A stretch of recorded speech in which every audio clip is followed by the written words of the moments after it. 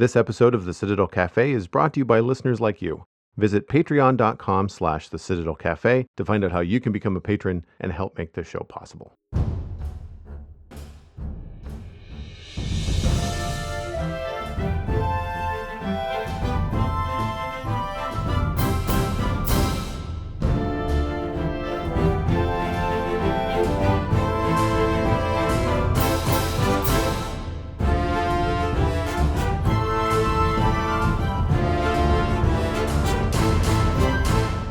This is the Citadel Cafe, episode number 494 for Thursday, May 29th, 2025. My name is Joel Duggan, and the Citadel Cafe is where my friends and I hang out to talk about the geeky stuff that we're into. The podcast is available across all of the major podcasting platforms, including YouTube. If you enjoy the show, please consider subscribing wherever you're listening to this. Joining me this week, Stephen ESC is back, and that is Stephen ESC on all of the social media that matters. Hello, sir. Hello to you. How are you doing? I'm doing great. It has been 3 days since we hung out. Yes, that's true. Instead of an entire month or more since we've had a chance to record the Citadel Cafe. It's been a very busy month for both of us, and we just have not had time to sit down. For folks that were keeping track of the Spawn Chunks podcast, I missed my first episode of that show very early on in the month because I was sick. I had a sinus cold from hell for like 2 weeks. And that is also usually when we sit down to record the Citadel Cafe. It's usually the first week or so in the month. So because of that juggle and because of a few other things that we had going on, you and I had to wait until the end of the month here to record. And it worked out for our benefit, I think, because just to kind of give people a heads up as to what's coming down the tubes in the show, you and I went to go see Thunderbolts on Sunday night. Was it Sunday? It was Sunday night, right? Yes. So that is what we're going to be talking about. We will get into some spoilers. It probably won't be super heavy on spoilers because I think our comments are going to be pretty broad. But just to kind of let people know what's coming, that is going to be the major discussion this week on the show. But before we get to that, it's been a little while since we've sat down to record, Stephen. What have you been up to? Don't get to go on a date night very often, or not as often as we like. My wife and I actually managed to find a rare evening where the two of us could go on a date together. So we went and saw the movie Sinners in theater, probably 2 weeks before you and I went to watch Thunderbolt. It was we're both fans of vampire-related movies and shows and things like that. So when it came on, when I first told my wife about it, it's like, it's a new movie coming out. It could be interesting, starring Michael B. Jordan, and then it has also starring Haley Steinfeld. And she wasn't super interested at first, and I said, "It's a vampire movie." She went, "Oh." Worked right up. So yeah, and it was I thought it was really interesting. Took place back in, I think it was 1932 in Clarksdale, Mississippi, and it's just the time period. It's a very black led story, and with actors and directing and everything, and the story takes place right in the heart of racism USA, and it made it for a really heavy and interesting, timeline. But then also, it they did a good job of actually bringing in sort of Chinese and Irish immigrants and the hard times they were falling on all in and around the same time. So it was very much a black movie and very much a black led movie, and it was excellent. But it was really interesting how they interwove different cultures into the mix of it all. So, I'm not going to get into it too much because I feel like if I talk about certain things in it, it'll give spoilers away. So if you like kind of this era of movie and anything to do with vampires, it was I thought it was really interesting and really well done. And if you've seen the trailer for it already,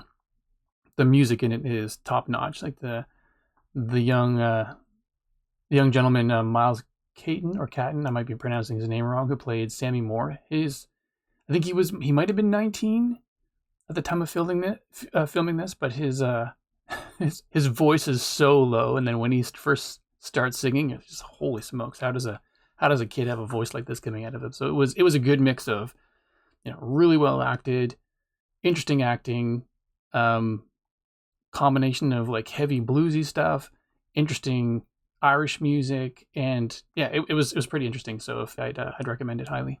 And this is directed by Ryan Coogler, right? Who did Black Panther and Creed. And Creed, yes. Yeah, nice. Very, very cool. I love Black Panther. I thought Black Panther was a Fantastic film. Yeah, me too. And I have heard nothing but good things about Sinners. Nothing but good things. And I rather enjoy Michael B. Jordan in most things I've seen him in. And also Haley Steinfeld. I really enjoy her in the things that I've seen her in as well. I think the most recent would have been a rewatch of Bumblebee in the last couple of years. And of course, Hawkeye. You and I talked about Hawkeye on the show. And I think that was one of our Christmas episodes when we get into that. Yeah. And like I really enjoy her. And from what I've seen in the trailer, it looked really intense. She's so different in this. I mean, I enjoy her in everything I've seen her in, but she just seems so different in this, which is impressive. And so it's just, the whole thing's just really well acted. So highly recommend it. I mean, if you get a chance to see it in theaters, it'd be fantastic. But you have a pretty excellent setup. So I feel like if you watch it at home with that light system you've got up, it'll be quite good. Yeah, I think that's probably what I would do. And I like blues music. I'm actually trying to learn how to play blues on the guitar right now. Nice. It's funny. Like I still, even a year in, I'm not sure how often or how early I mentioned it on the show, but I did buy a guitar last summer. It was more like June, July. But we're coming up on a year. I still can't play a whole song. Like I've learned some stuff. I feel good with some finger picking techniques and some chord changes. But I think from what I've learned, I've been stuck in tutorial hell, which is that you just keep on doing exercises and you don't actually learn how to play a song. And so I did spring early in the year or around December to buy a month of JustinJohnsonGuitar.com. And Justin Johnson is I think he's like a Delta blues player is how I think he would identify. He's talented. He can do just about anything. But his YouTube channel is really good. And it's a reasonable price. I want to say it's $25 US for the month, but you get access to his entire video library of instruction. And so I, being sick early in May, I resubbed to that for the month. And I'm probably going to keep it up for another month just to kind of see. I did pretty well for about half the month of picking the guitar up every single day and watching a lesson. But as the lessons got a little bit harder, I found that I wasn't ready to move on to the next lesson the very next day. So then I was still picking up the guitar, but I wasn't watching another lesson. But seeing some of the music from the trailer for Sinners, I thought, okay, I'm really going to like this because I'm learning some bluesy stuff now. There was a recent video series that Johnson just put out called Back Porch Blues Boot Camp, I think is the full title. Lots of alliteration in his videos. And so and it's good. Like and it's not, I don't necessarily think it's teaching me full songs, but it's like full riffs so that you can sit down for 30 seconds and play something. And if you want to play it 3 or 4 times over, then that's like a 2-minute kind of loop, right? And I thought, okay. And they're challenging. Like I can get them in terms of in the 2 different parts, but then like, can I play both parts together? Not yet. So we're getting there. Right. And I might have bitten off a little bit more than I can chew. The first lesson might be more of an intermediate guitar level, but at the same time, I find that even though I know I need more practice just switching from regular chords back and forth, I do find it kind of boring just going from G to C to A to D. Like just it's a little bit monotonous. Right. So I thought the blues stuff might be a little bit more of a challenge and provide something that I can kind of play and noodle around with on my own. So I will definitely be looking into the music from Sinners too, as a matter of fact, just to kind of see if there's any songs that I might be able to pick up from that and maybe have something fun to play. So very, very cool. How about yourself? What have you been up to? So the big thing for me, which I believe we have mentioned on the show before, I should have looked this up before we started recording, but the Lego Retro Radio set was a birthday gift from Cosmic, a member of our community and a moderator in my Twitch chat. Yeah. And so that came in just shortly after my birthday at the end of April. And so I spent the first couple of weeks of May after I was feeling better. Actually, I think a Lego stream was the first stream I did back after feeling sick for a week and a bit. And so I constructed that live on stream. There are 4 VODs that are available on Joel Logan VODs on YouTube. I really enjoyed the build. There were some very precise connections and design elements to it. It's a very slick final model. A lot of the outside surface of the radio are the sides of Lego bricks. And so it has a very sleek appearance. There's only a few studs visible intentionally to call out the fact that it's Lego, but a lot of it is just these panels that are slotted together and I guess I'm not sure whether they're rivets, but like the inch long kind of plastic pieces that you can use to kind of thread through bricks that have holes in them. That's how most of it's held together. And it's very, very cool. It has the first ever sound brick from Lego in it, and they pre-programmed it with like 4 or 6 different kind of fake radio stations. So as you turn the dial, the tuning dial, it moves the needle back and forth. The needle is a recolored wand from Harry Potter sets in Lego. So it's a little wand that it's on the end of a brick and moves back and forth. Very, very funny. I love how they do that. Yeah. The AM/FM switch is a flipper from a minifigure that's turned upside down. There's a bunch of little fun stuff like that. And some of the connections inside were so precise that they had to use like roller skates from minifigures to get just the right distance or pressure on a certain piece. Oh, really? Yeah. So as you turn the tuning dial, a series of knobs, which I believe are from either Technic Lego or potentially some of the like Ninjaga sets where they've got like ball sockets for like action figures, like shoulders and hips and stuff. Right. Those spin around and they press on a little rubber button on the sound brick. And as the sound brick plays, it goes through static, a fake sport cast, a fake newscast, an advertisement, and a small little country western ditty that they don't tell you about in the instruction booklet, but it's a country western version of Everything is Awesome from the Lego movie, which is really clever. That was the kind of crowning achievement, was putting it all together and then testing out. The last thing that you put in is the Lego sound brick. So that was the end of the stream. But the other thing that they have on it is that the back panel is only held on by a couple of studs. So you can easily remove the back panel and you can put your phone in it. And so you can play some music on your phone, and it's not a Bluetooth speaker, but it acts like a sound box. And so the sound from your phone kind of bounces around inside the plastic box and comes out through speaker holes in the front of it. And so it sounds like a little bit like an old timey radio, because it's not the best sound, right? But right. Your phone is going to have a decent speaker these days. And depending on the volume of your phone, it really, it sounds like it's coming out of the front of this Lego radio. It's a neat little idea to include a phone holder in the back, for when you want to play some music. The problem, of course, is that you don't have access to your phone. So maybe I didn't test. I don't know whether Siri can hear me through the plastic, but that would be the only way to control the phone. I mean, if you wanted to go to next level dedication, you can almost buy 1 or 2 small Bluetooth speakers and put those inside and just have those. You could do that too. Yeah, you could have like a small Bluetooth, if the Bluetooth speaker was about the size of an iPhone, then you'd be fine. Yeah, nice. That would totally work for sure. Fun. Yeah, it was a fun build, and I really recommend it for people that are looking for something like that, especially if it's something where you don't want to put the Lego set away. Like if it's something that you think you might want to have, like I would put it on display in my living room. I'd have to make room because I don't have any room left because of all the Lego that I have.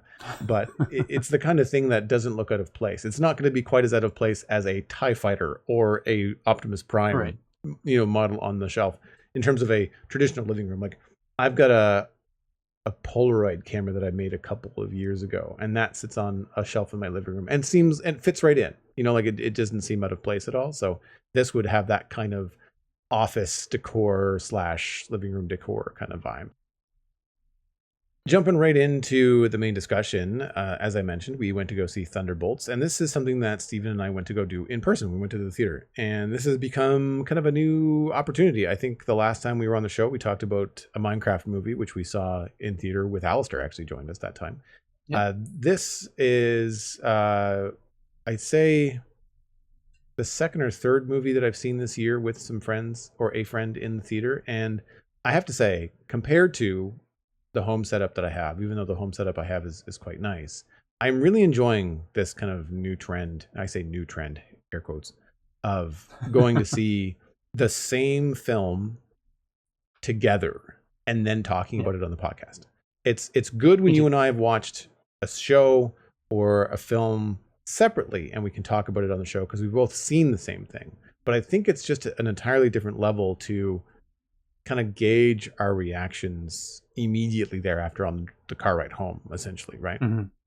And I think that something that can be lost a little bit these days with Netflix and the internet and people watching stuff at home and talking about it online and all that kind of stuff is that shared viewing experience. And I think Agreed. that one of the things that I benefit from is that you sit there in a movie theater, and I mean, a Minecraft movie was an exception.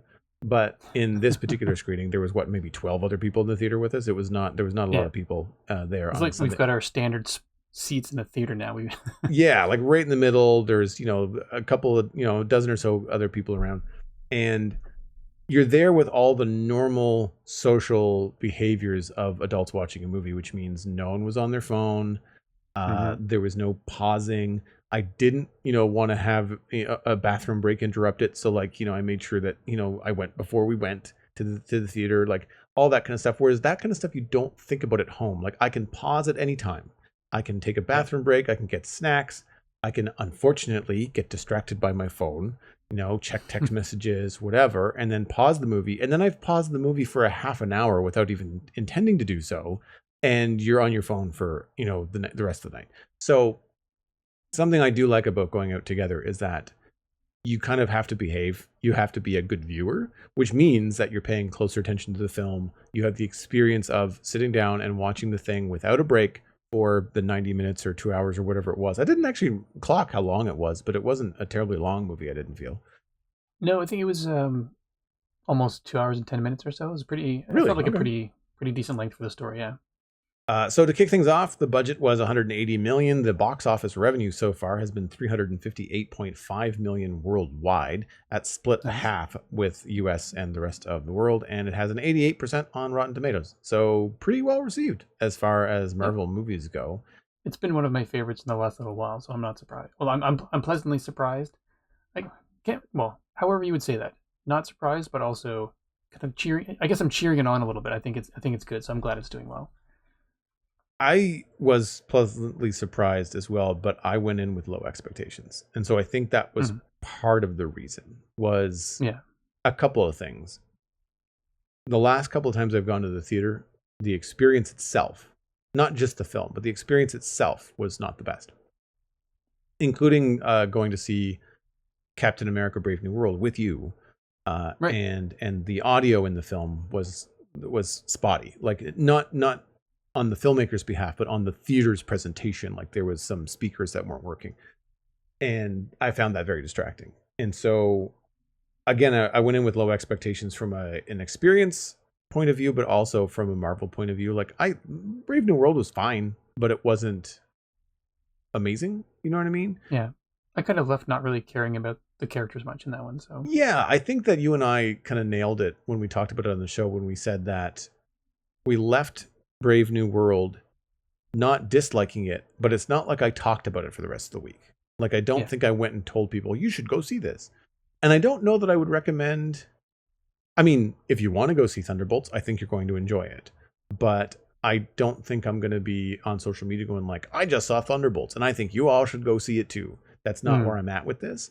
I still liked it. I still thought it was good, but it just didn't grab me in the same way that some of the Avengers films have. Not just the major Avengers films, but like, Captain America series, some of the Thor movies, the Spider-Man Yeah. movies. Like there's a few of those that really had me just like telling everybody, you have to go see this in theater. And this wasn't quite that, but I still really like it. I think it's also because this one felt more. I think I sort of touched on it earlier, but more character driven than a lot of Marvel stuff lately. So this is almost one that I'm for me I might recommend that you see it if you've enjoyed Marvel things like, but there's no need to see it on the big screen. There was not a ton that felt like it needed to be there, if that makes sense. Especially if you have a good sound system at home. I think some of Yeah. the action, which was very good, that's one of my positives about the film was that the action, not just like the action sequences, but the fighting and choreography and also the stunts and the car chases and things like that were really good, really fun.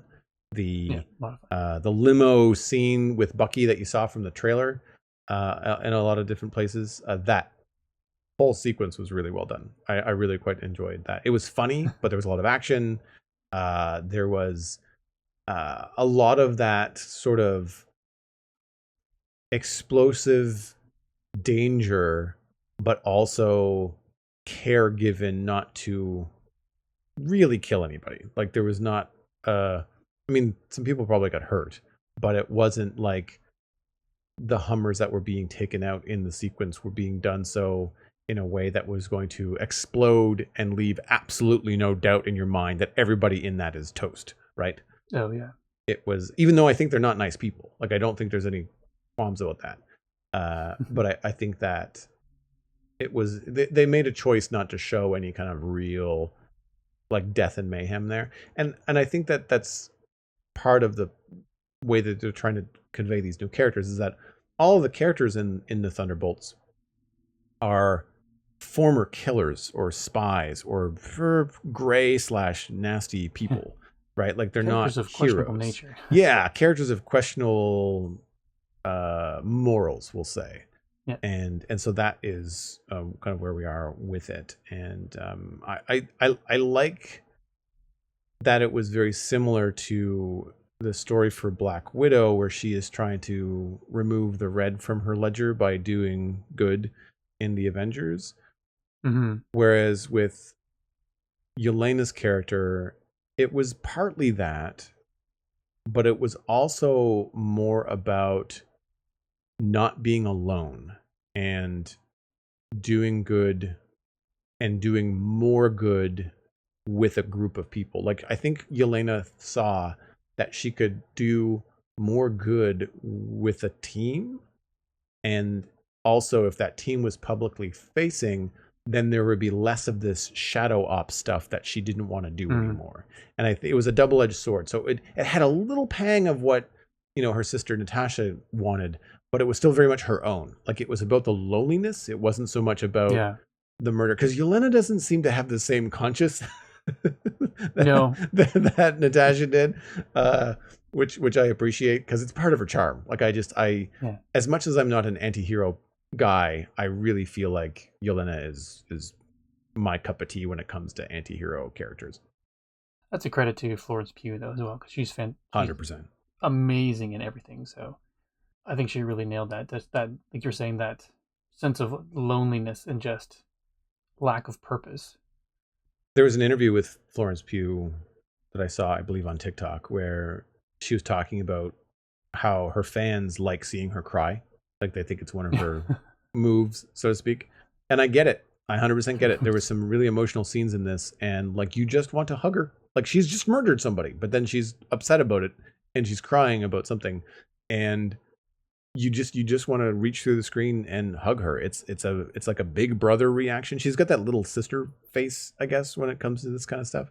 And also, like you said, phenomenal actor. So you just kind of, everything melts. You're just like, this is a ass-kicking vigilante superhero character, and I just want to give her a squeeze. You know, like it's an interesting balance that they have in the film. On the balance theme of things, I feel like, as much as I liked Florence Pugh, it felt like there might have been a little bit of or more than a little bit of imbalance in terms of, I guess, the way the would you say, the time that each of the characters got for depth development. That's one of the things that was kind of like on my didn't care for list. Love Florence Pugh, but it felt very much like a Florence Pugh film, which I knew she was in the trailer a lot. I didn't actually anticipate that it was going to be that heavy on her and her backstory and her emotions and her, like, everything that she was going through.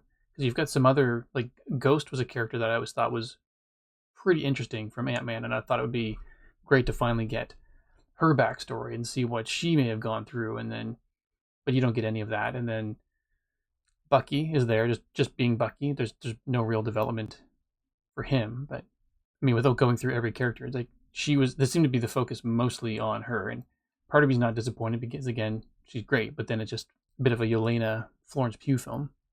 I'm okay with that, and I agree. I think that it was not balanced in terms of the backstory from the other characters. I didn't even realize that Ghost was in another movie, so maybe they didn't get much airtime or backstory in Ant-Man either. So I don't think that was something. I don't know if I really missed it. I notice it now that you bring it up, but it wasn't like high on my list. I guess I kind of missed it because I quite she ended up being sort of the villain, not because she's evil, but just out of necessity in Ant-Man 2, and her ability to phase through things was far less stable in that movie, and then you find out why, and then basically she gets that fix that she was talking about with that suit that she's in. Okay. I guess what she had, but now it's more stable, and it just. But she was only there as this, I think, like a visual treat, and then cool villain in Ant-Man 2. And I, for me anyway, I always wanted to know more about her character, and I thought this is the first time I remember her being brought back for a movie, and then it's just she's there, but and then she's cool, and then she's kicking butt, but it just just visually interesting, but not really character interesting. Yeah, they didn't really give us much behind the scenes on Bob. Well, so Bob didn't have any on-screen character development in terms of the acting. It was more information that was given to you through the files that I can't remember the name of the company that DeFontaine runs, but like that organization that's doing all the experiments.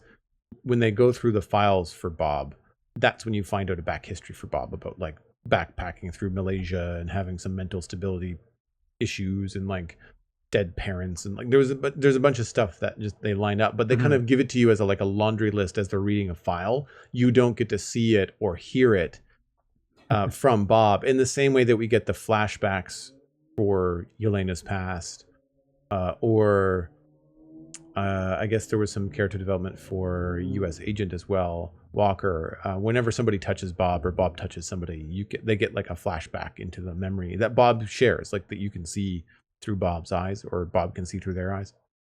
So that kind of stuff was a little bit interesting, but I don't think he touched Ghost as far as I remember. So I don't, so. I wonder if there was one of those, but they ended up cutting it. Like I wonder if they planned that, but then for the runtime and the pacing, they maybe had to like leave that one on the floor. Maybe, I don't know. But that was the other thing. You talked about balance. I think it did suffer from some pacing issues, and some of that for me was the jokes, where you'd have this really kick-ass action scene.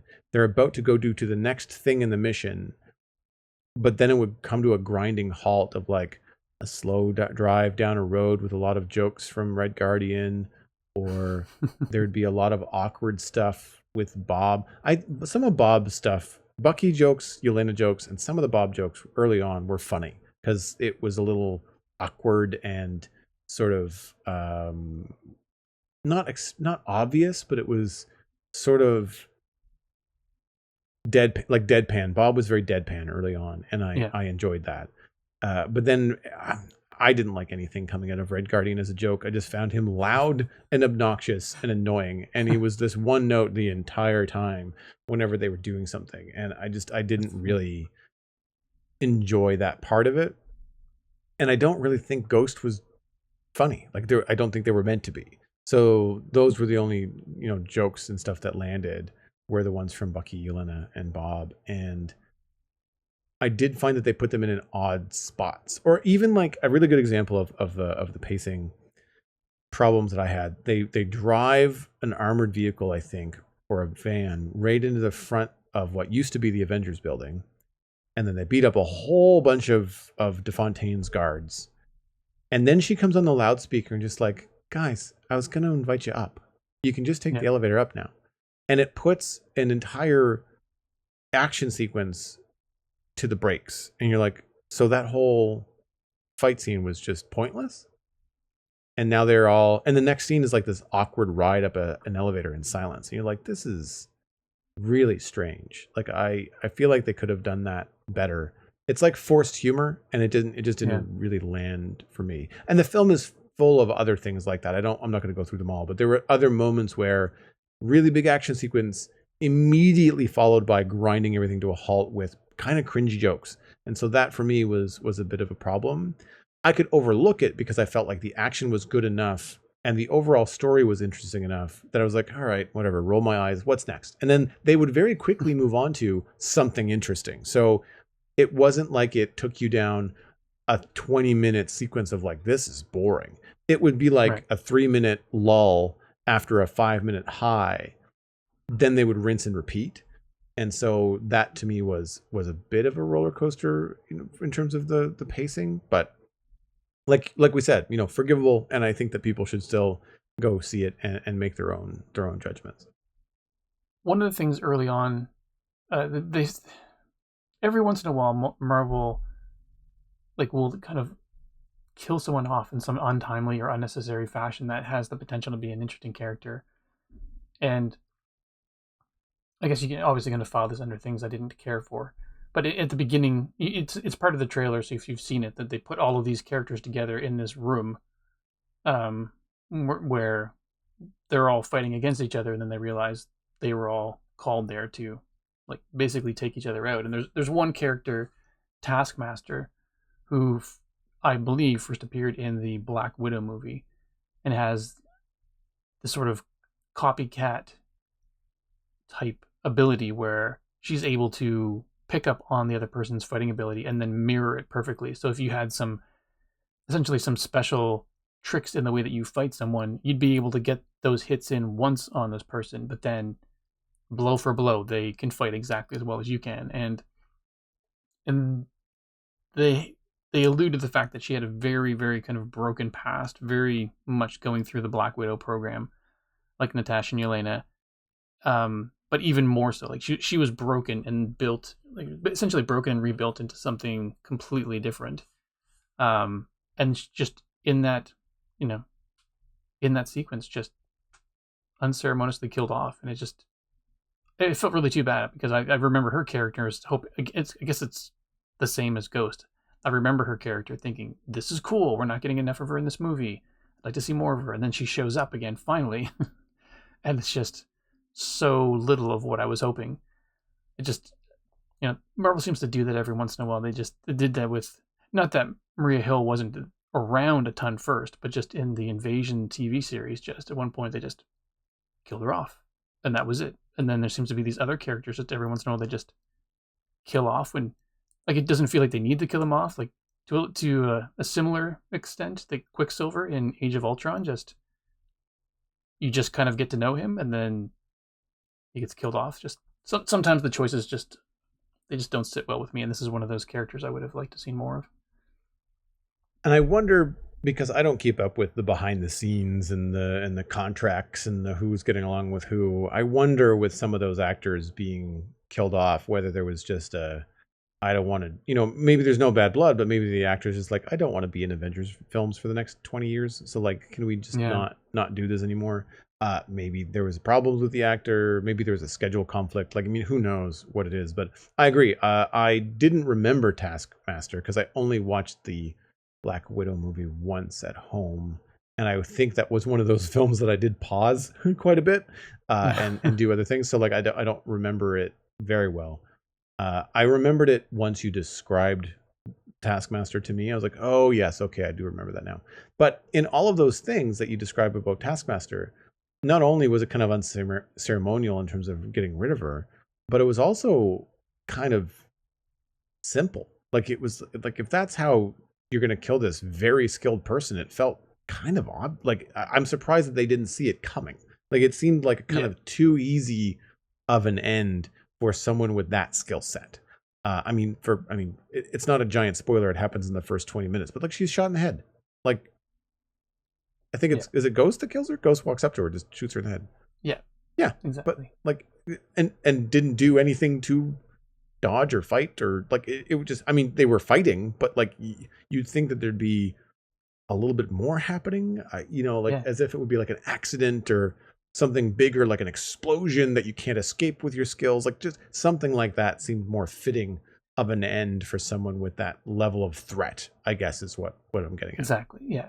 And now that I hear you talking about it again, just the fact that it was just they had spent a chunk of time going toe to toe with each other, and she was using her shield better than U.S. Agent was. She was being shot at above and below, and she was going up high, going low with the shield, and blocking everything.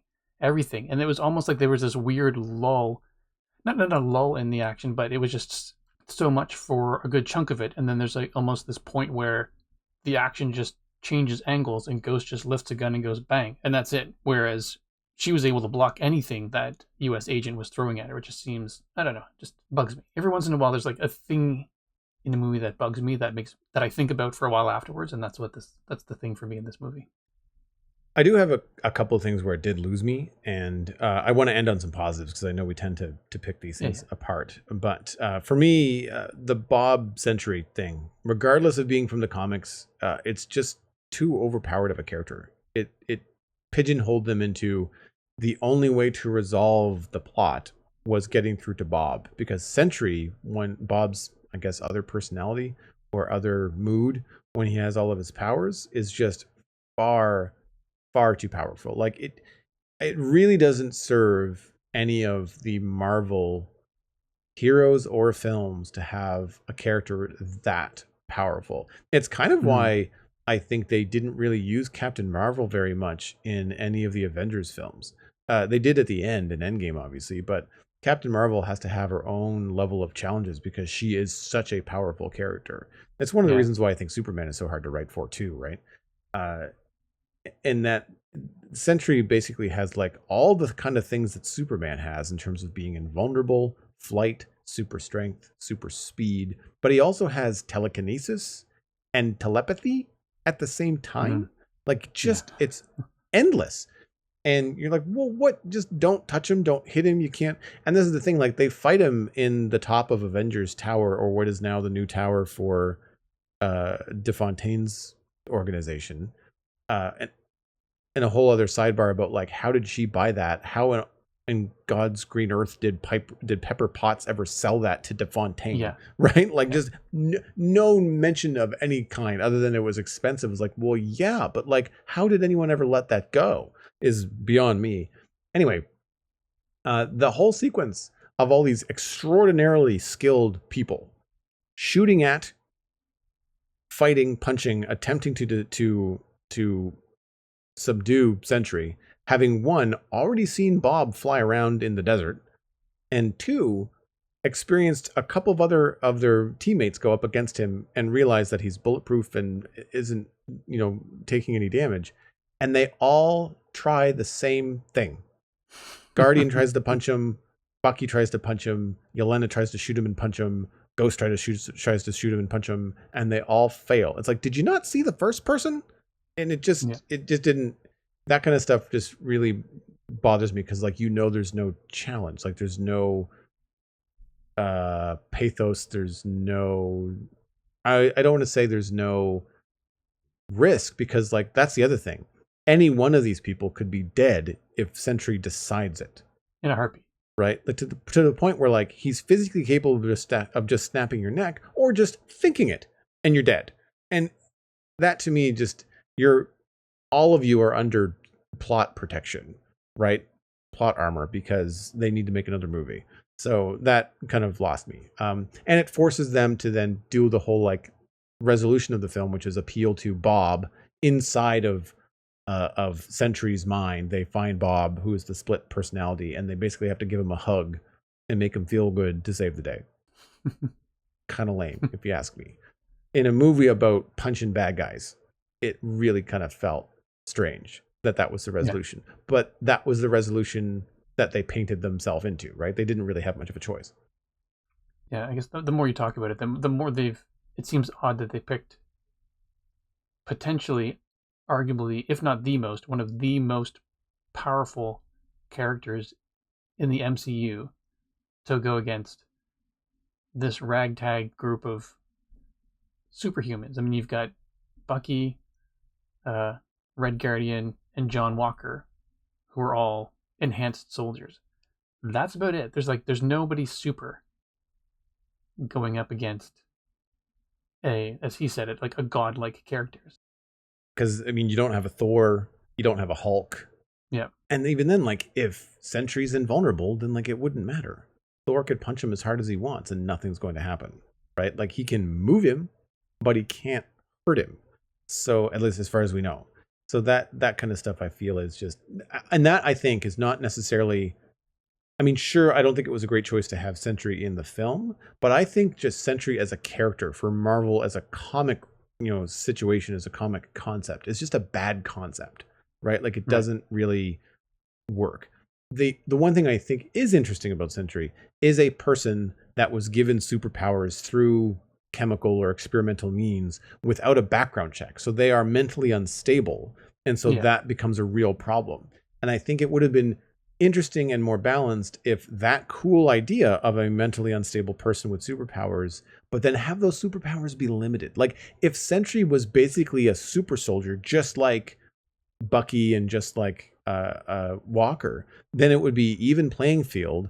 Minus he would have no morals if he was in the wrong mood, right? So then it would be you'd be fighting evil intentions as opposed to an unstoppable force, and I think that would have been a little bit more interesting and provided more of a who's going to win to the fight sequences. Whereas the fight Mm-hmm. sequences with Sentry were just like, well, none of this matters because it didn't seem to really come out the way that I would want them to with any tension. There was no tension to the fight scenes, I guess is what I'm trying to get at. Yeah.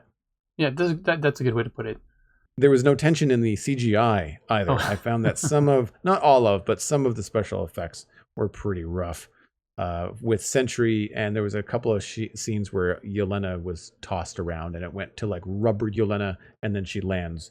And it was not the best transition, we'll say. Um, I can forgive it because like that's the kind of situation where like you don't know what kind of pressure the CG artists were under. You don't know where this took Mm-hmm. place in terms of like strikes or different SAG-AFTRA stuff. Like you just don't know. And so I think that's something I can notice and kind of roll my eyes and look past. Yeah. And we stayed for the post-credit scene, as I would suggest most people do, and that's where you get to see the new Avengers, and that's where it's revealed that the asterisk in Thunderbolts is a temporary title for this film. The in some places it's billed as go see the new Avengers movie, and again, it's a little forced. Like Yeah. you've got Red Guardian making all these merchandise jokes. He's in like a tracksuit that's like retro 80s stuff. And he's talking about Avengers with a Z to try to get around the fact that Captain America is suing them for copyright, which is also dumb. Like that kind of stuff just seems kind of below Sam Wilson. Yeah. Like he's a bit too busy for that. Yeah, and it also, when I think about the Avengers, you don't think I don't think any of these, except for maybe Bucky, would be a good Mm-hmm. addition to the Avengers. Now, I understand in the comics that the Avengers have always been rotating, and there's a bunch of different Avengers teams, including like Wolverine and Spider-Man, and like I think a lot of people have been Avengers over the course of Marvel comics over the years. But I think when you're looking at the Marvel Cinematic Universe, and you think about the original Avengers, yeah, you know what? There were some people of questionable backgrounds, like Natasha Romanoff on the original Avengers, but it was balanced out by Thor and Bruce Banner and Iron Man and Steve Rogers. Like there was enough of a moral compass with the Yeah. rest of them that I think it was balanced. Now here, when the moral compass is Bucky, like who's on the straight and narrow now, and Yelena plays the role of what Black Widow would have played, and I think that's good. But I like John Walker, not a redeemable character for me. Oh no. Not someone that I want or would ever consider an Avenger. Like you lost that privilege a long time ago, buddy. And so that to me was not a good resolution. I don't think.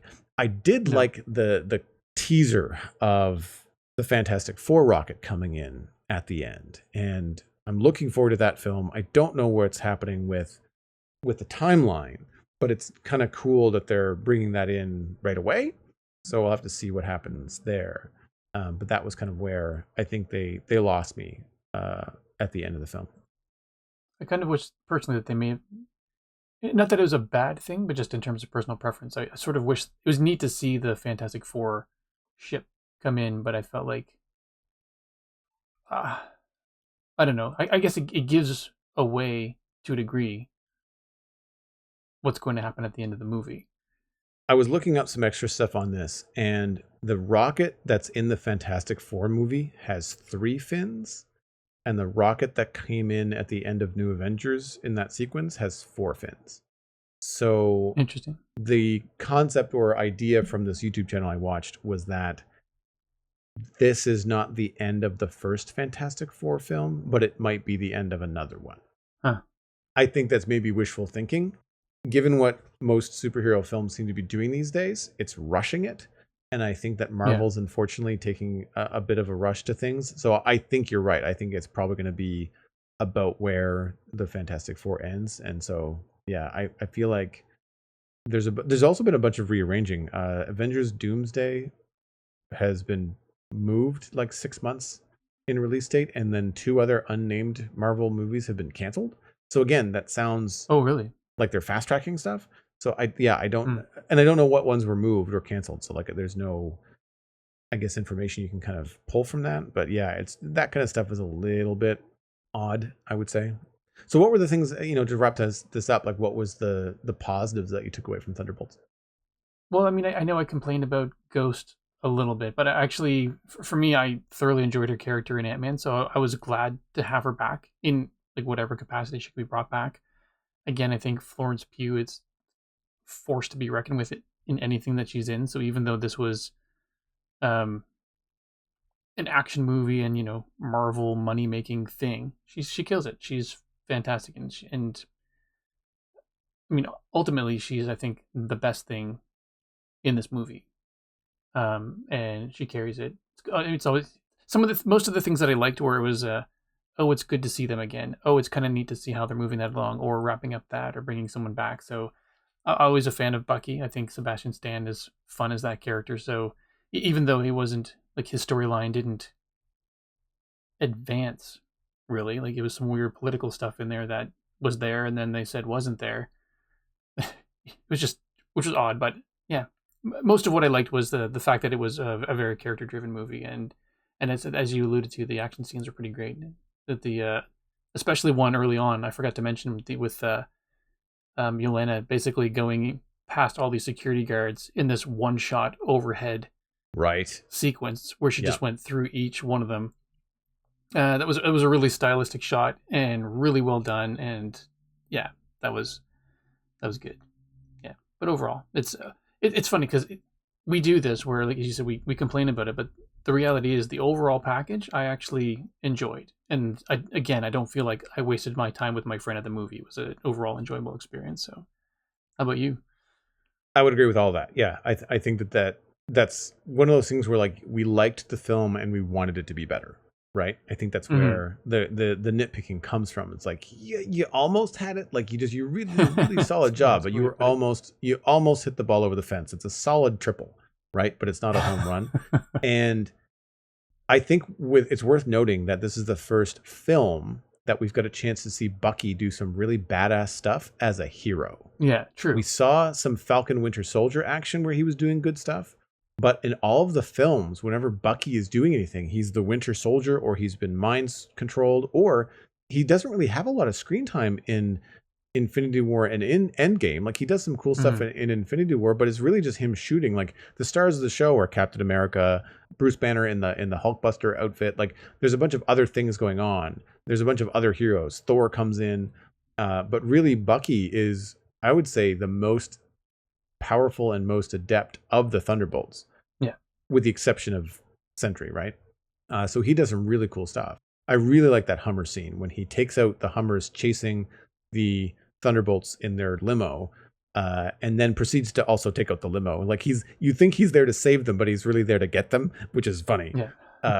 And he's so dry and so good at that kind of stuff. I really enjoy Sebastian Stan as well. Florence Pugh is fantastic. Her action, the one shot you mentioned. I really like the fight scene in the lab after she had already gagged and tied up the scientist, and then another scientist came in, and he wasn't a fighter. Like he was just trying to shoot her and protect his job and protect the company, but she was just talking the entire time, like just joking and lethal weapon kind of level of banter, as she was like, she was so bored.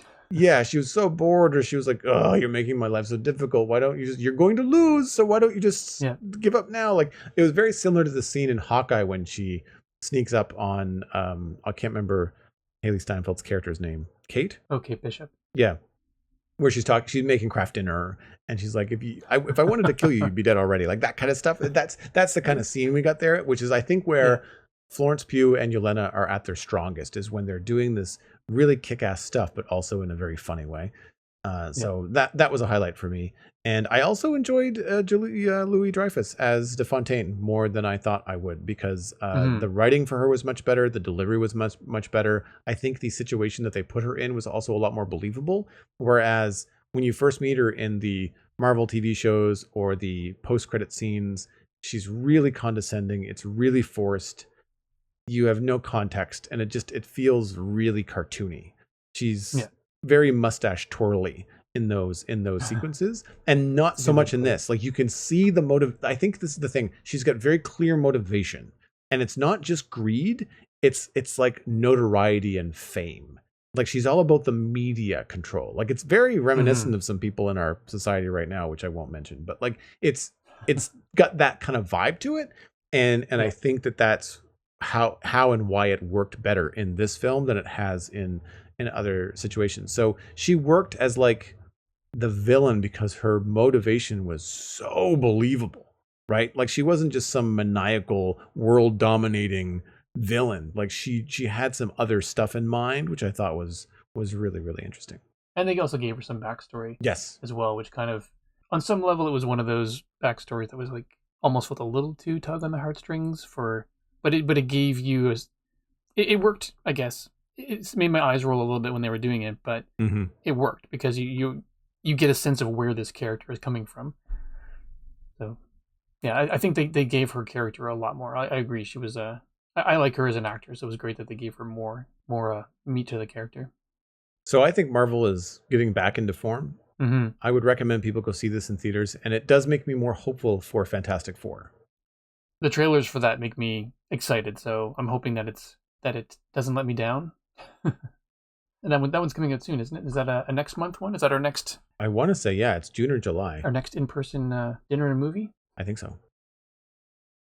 Moving into the Internet Minute, which is, of course, brought to you by you. The Citadel Cafe is 100% listener supported. If you're getting value out of the show, please consider putting a little bit of value back in. You can become a member at patreon.com/the Citadel Cafe. Joining at any level will get you an invite to the member-only Discord server that's shared with my personal Discord, and access to any bonus Barista Cut audio sessions that we do, which is the extended version of the podcast. Being in the Discord gets you access to the live recording, which we're doing right now. Big special thanks out to Cosmic and Smurf588 for your support of this episode as a Bean Counter patron. Patron count is at 20, which is down 1 from the last time we recorded. Our goal each episode is to have one more patron. If you would like to be patron number 21, visit patreon.com/the Citadel Cafe. My pick is pretty quick this week, and it is also green. Respire is a company that has special green architecture. It's concrete material for moss, resulting in reduction in both air and sound pollution. I'll read a little bit from their website. Respire's combination of bioreceptive concrete cladding and a specialized moss gel make it easy to create green facades. This circular concrete mixture makes any facade receptive to natural moss growth. In addition, the moss gel allows for the moss to be controlled and quick, allowing freedom and flexibility with nature-inclusive city design. After the initial 12-week irrigation and growing stage, the moss is self-sustaining through various harsh conditions. This looks like you would expect. It looks like a concrete building that's got green moss growing on it. The difference is that this is intentional. It's by design. So I think instead of moss growing on like part of, for me, it was a reminiscent of a building in my university campus that had some moss growing up the side of it in a cool pattern. But this would be the entire building, because the entire building, or at least that floor of the building, is I guess sprayed or cladded with this green moss for better environmental solutions. And it's really, really cool because obviously it provides like some home for insects. It provides then food for birds. And what I like so much about it is that you don't have to water it. Like, once it's there, it's good to exist in the same way that moss exists on rocks in the world, is that it gets rain and it's, is able to keep that in its roots and sustain itself for a while. and you don't have to worry about watering it. So when I first saw this, I thought like, man, what's the water consumption going to be on maintaining this? But once you get it going after the initial 3 months, then it's good. And I thought that was just really cool. So what's your pick this week? My pick is what your pick usually is, and it is, surprise, surprise, Lego. I saw this earlier this week, and it's the Lego minifigure vending machine set. 21358 with 1,343 pieces. Coming in at $219 or $220 Canadian. I think this thing looks fantastic. It's a retro style vending machine that actually works. So you can turn the handle on it, and a full plastic ball will come down with a minifigure inside of it. So it looks amazing. At first, I thought it was just this cool retro looking thing, but of course, like as you talked about with your radio earlier, it's got some functionality built into it. But the fact that it actually has the ability to drop little balls down, and each one of those things comes with a minifigure inside. It's like, this is just almost chef's kiss. I think it's one of the cooler ones I've seen in the last little while. I really like this idea too, and having just built the retro radio, knowing how much fun it was to put those gears together inside that do the tuning, I would imagine that the bottom base of this, which is about half of the build, is just full of all kinds of cool mechanisms and gears and ramps, and like, how does the ball get from the tank down to the little serving tray? How do you hold them back? What's the crank like? How does it all work? That's the kind of stuff that I would really, really enjoy. And I like that it's kind of a gift that keeps on giving until you're out of the minifigure balls. So I would imagine it during the initial build, you don't construct the minifigures. You put them all, here are the 6 pieces that you put inside this little ball, and then you clip it together unassembled. And then every time you drop a ball, maybe that's once a day, once a week, you assemble a new minifigure. Right? And you could then make your own stuff. Like you could make little micro builds. You could do more minifigures. You could do Star Wars minifigures. Like you could do all kinds of stuff and restock the minifigure vending machine and kind of have your own little thing. Like think like Christmas time, like Advent level type stuff. I'm not sure how many balls are in there, but it looks like there's 1, 2, 3, 16. 16. Wow. Yeah. I'm looking at the character snapshot they did of all of them together. Yeah, that's really, really cool. Well, that wraps up this episode of the Citadel Cafe. You can get more information about the show and links to some of the things that Stephen and I talked about at thecitadelcafe.com. Music for the show was composed by Kevin MacLeod. You can email us at thecitadelcafe@gmail.com or find the show by name on social media. Subscribe for free on all of the major podcasting platforms. That includes YouTube. The RSS feed and show notes are available on our website, thecitadelcafe.com, and the patron-only RSS feed is on the Patreon page, and that is where you can also find the access to the live recordings. Word of mouth is the easiest way to support the show. Just tell friends about the Citadel Cafe and where they can go to listen to it. My name is Joel Duggan. You can find everything I am doing online at joelduggan.com. I will point you towards thespawnchunks.com, which is where my Minecraft podcast lives that I do with Pixel Riffs. We do a new show every Monday. You can follow me on social media at Joel Duggan. I'm Joel Duggan on Twitch, where I stream Tuesday through Saturday. Most of the time lately, it's been Minecraft. I do touch on Satisfactory, and of course, we build Lego as often as we can on Fridays. Stephen, where can people find you online? If I'm anywhere, I'm Stephen ESC on Blue Sky and Stephen ESC at mstdn.ca on Mastodon. You've been listening to the Citadel Cafe, where we are fast, easy, and cheap, but you can only pick 2.